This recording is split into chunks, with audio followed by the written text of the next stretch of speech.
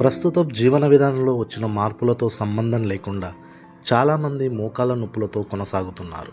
ఈ సమస్యతో బాధపడుతున్న వారు కూర్చోవడం, నడవడం, నిలబడడంలో కష్టపడటమే కాక రోజువారీ పనులు చేసుకోవడంలో కూడా ఇబ్బంది పడుతుంటారు. సాధారణంగా ఎముకల్లో గట్టిదనం లేకపోవడం మరియు కీళ్ళు బలహీనంగా మారడం వల్ల మోకాళ్ళ నొప్పులు వస్తాయి. ఈ సమస్య పురుషుల కంటే మహిళల్లో ఎక్కువ. మోకాళ్ళ నొప్పులు ఉన్నవారిలో మొదట కీళ్లలో వాపు, మోకాలు ఎర్రబడటం, ఆ తర్వాత భరించలేని నొప్పి మోకాలు మొత్తం వ్యాపిస్తుంది అని వనపర్తి మల్టీ స్పెషాలిటీ ఆసుపత్రి ఆర్థోపెడిక్ డాక్టర్ పూర్ణచంద్ర తెలిపారు. వర్కౌట్ చేయడం చాలా సిన్సియర్గా చేస్తుంటారు. దీనివల్ల కీళ్ళ సమస్యలు దూరం అవుతాయి, కానీ ఏమాత్రం తేడాగా చేసినా కీళ్ళ నొప్పులు ఎక్కువ అవుతాయని ఆయన హెచ్చరించారు.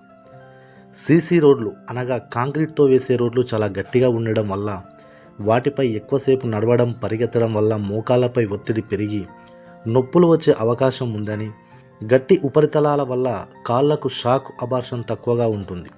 ఇది కీళ్ళ నొప్పికి, ముఖ్యంగా అప్పటికే నొప్పులు ఉన్నవారికి ఇబ్బంది కలిగిస్తుంది. కాంక్రీట్ రోడ్లు మెత్తగా ఉండవు కాబట్టి నడిచేటప్పుడు పాదం రోడ్డును తాకినప్పుడు వచ్చే ప్రతిఘటన నేరుగా మోకాళ్లకు మరియు కీళ్లకు తగులుతుందని ఆయన తెలిపారు. ప్రశ్న సీసీ రోడ్ల మీద, కాంక్రీట్ రోడ్ల మీద నడిచినప్పుడు మోకాళ్ళ నొప్పులకు సంబంధం ఎంత అనేది. దీంట్లో నిజం కంప్లీట్గా ఉందని కాదు, అసంబద్ధమైన ప్రశ్న అని కాదు.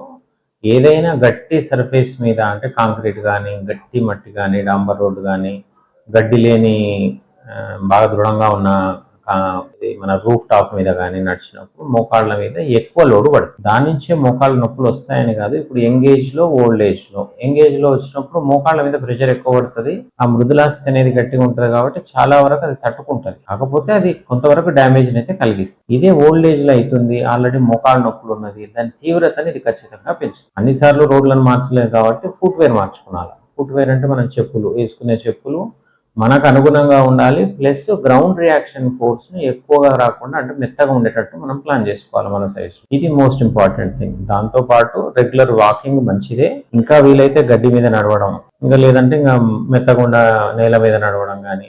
మూడోది, ఇంకా అన్ని చోట్ల వీలు కాదు కాబట్టి ఫుట్వేర్ కంఫర్టబుల్ గా వేసుకొని చేయడం అనేది మంచి ఇది. దాంతోపాటు బీపీ, షుగర్ ఉన్న వాళ్ళు దాన్ని మెయింటైన్ చేయడం, ఎండకి ఎక్స్పోజ్ కావడం, డి విటమిన్ సరిగా ఉందో లేదో చూసుకోవడం, బరువును నియంత్రణలో పెట్టుకోవడం, ఇవన్నీ కూడా బొక్క ఆరోగ్యానికి బాగా హెల్ప్ చేస్తాయి. అట్లే కీళ్ళ అరుగుదలను కూడా కొంతవరకు కంట్రోల్ చేయడానికి అవుతుంది. అది ఎప్పుడు ఆపనికి వీలు కాదు, బట్ దాని తీవ్రతను కంట్రోల్ చేయొచ్చు. దాన్ని స్లో డౌన్ చేయడానికి మనకు అవకాశం బాగా ఎక్కువ ఉంది.